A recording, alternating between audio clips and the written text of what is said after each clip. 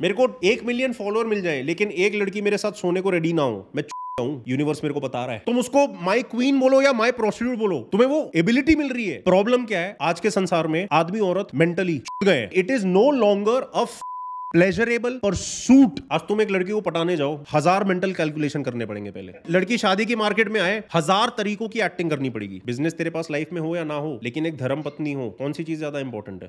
Girl problem, sexual problem का let's talk about that. Even though मेरे को पता नहीं प्रॉब्लम क्या है, but let me come to that. Girl problem, sexual problem, दोनों प्रॉब्लम्स जो है बेसिकली ये प्रॉब्लम भी हम सबके लिए अभी कॉमन है। और ये प्रॉब्लम हमारे लिए कॉमन कैसे है? क्योंकि हम यूनाइट करना चाहते हैं with the opposite polarity force. तो फीमेल्स मेल्स के साथ यूनाइट करना चाहती हैं, मेल्स फीमेल्स के साथ यूनाइट करना चाहते हैं आज के जमाने में मोर देन एवर बिफोर।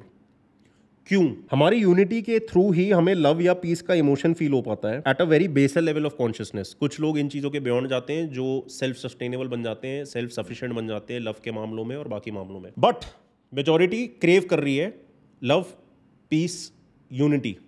वो आएगी सिर्फ दूसरे जेंडर के साथ अच्छे से रिलेट करके। ये इसका एक एस्पेक्ट है। इसका दूसरा एस्पेक्ट है एक्सप्रेशन। एक्सप्रेशन में हम सब वैलिडेशन क्रेव करते हैं। मैं लड़का होते हुए लड़कों के साथ करूं, मेरे को बहुत अच्छा लगेगा, मेरे को पीसफुल भी लगेगा, लेकिन जो लेवल ऑफ फुलफिलमेंट आएगी अगर फीमेल मेरे एक्सप्रेशन को वैलिडेट करे, वो कभी भी मेल्स नहीं दे सकते। And same goes for females. क्योंकि तुम्हें दिखता है कि तुमसे ऑपोजिट पार्टी जो तुमसे बिल्कुल सिमिलर नहीं है, वो तुम्हें अगर मान रही है, तो वो तुम्हारा अल्टीमेट टेस्ट ऑफ रिफ्लेक्शन होता है कि मैं लायक हूं या मैं अट्रैक्टिव हूं या मैं वर्दी हूं या मैं कुछ तो हूं। बंदों के बीच में तो बंदे बंदे दोस्त हैं, आधे से ज्यादा दोस्तियां और ये सारी चीजें कोडिपेंडेंसी होती हैं, इंक्लूडिंग रिलेशनशिप, शादियां, सब कुछ। तो हमारा ultimate marker of our worthiness और अस वर्दी ऑफ बीइंग सिलेक्टेड आता है जब दूसरा जेंडर वाला हमारे साथ इन्वेस्ट करने को रेडी है, या फिर वैलिडेट करने को रेडी है, या सुनने को रेडी है, एम्ब्रेस करने को रेडी है। तो यहाँ पे दो चीजें जिसके लिए सेक्सुअल एक्सप्रेशन उसका सबसे बेसल मैनिफेस्टेशन है फिजिकल लेवल का। अगर फीमेल रेडी है कि तुम उसके साथ सेक्स कर लो, उससे ज्यादा एक्सप्लिसिट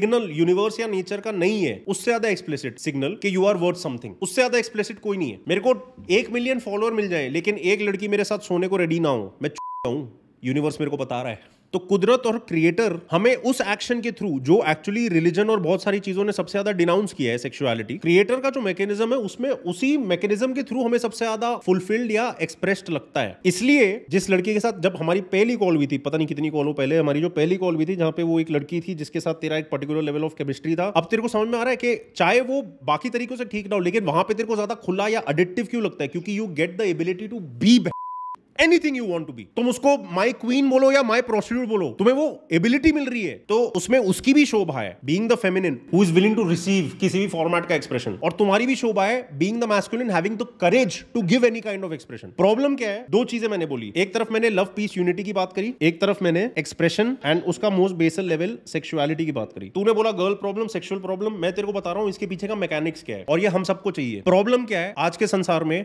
आदमी औरत मेंटली चुप गए। आदमियों को औरतों की कोई समझ नहीं है, औरतों के खुद की कोई समझ नहीं है, और दूसरे जेंडर को लेके सिर्फ गंदा ख्याल ही है हमारे दिमाग में। गंदा ख्याल भी कैसे? मैं ये नहीं बोल रहा हूं मॉरली वो लोग गंदे हैं, एथिकली गंदे हैं। गंदा ख्याल कैसे? कि it is no longer a pleasurable pursuit. कुदरत में नेचुरली दिखता है, कुत्ता कुतिया वो चुप रहा है, आजादी।